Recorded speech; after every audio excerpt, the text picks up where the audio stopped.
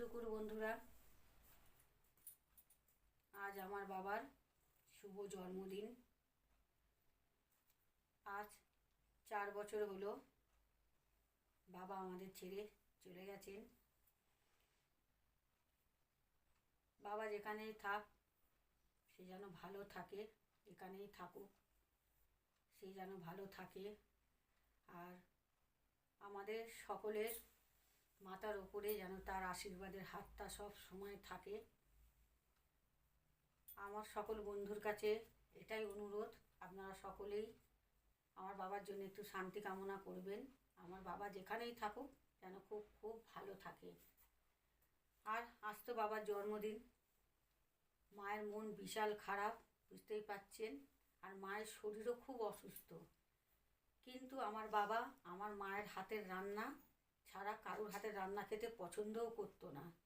আর মাকেই রেঁধে বেড়ে দিতে হবে, রাঁধতেও হবে মাকে। আর ওই যে থালাটা যে সাজাবে সেটাও আমার মাকেই করে দিতে হতো। মা খেতে না দিতে, যেদিনকে যদি শরীর টরীর খারাপ থাকতো, আমরা যদি কেউ খেতে দিতে যেতাম, বলতো না তোর মাই দেবে আমাকে খেতে, বুঝেছেন তো।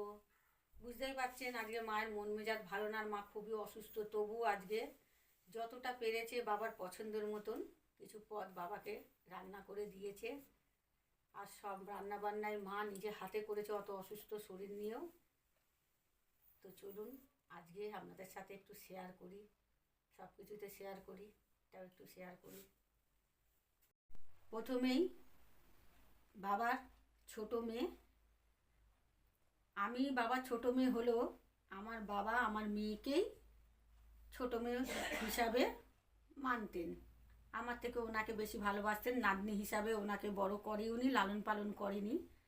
আমার মেয়ে আমার বাবাকে বাবাই বলে, দাদু বলে না। তো ছোট মেয়ে দাদুকে কেক এনে দিয়েছে, বাবাকে, সরি দাদু বলে ফেলেছি, আপনারা বুঝতে পারবেন না বলে, কিন্তু বাবা বলে আমার বাবাকে। কেক এনে দিয়েছে যে বাবা খাও। তারপরে এদিকে দেখুন মা সব রান্না করেছে, প্রথমেই বললাম, দেখে নিন। চিকেন রেজালা, 6 রকমের ভাজা করেছে। তারপরে গরম ভাত প্লেন সাদা।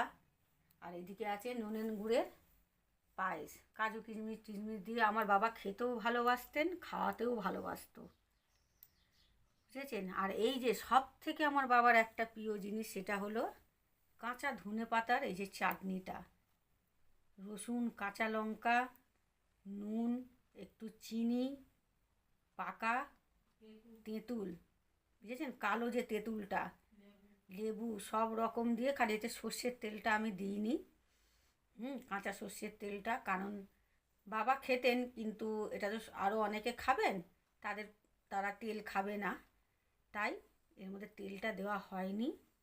আর ওইদিকে আছে চিকেন রেজালা, এটা বাবার খুব প্রিয় ছিল। আর এই রান্নাটা আমার মা অসাধারণ বানায় বন্ধুরা, একদিন আপনাদের রেসিপি শেয়ার করব আমার মায়ের হাতের।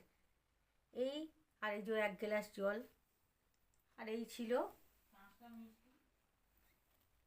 তো মিষ্টি আছে, যতটুকুনি পেরেছে মা করেছে বাবার জন্য।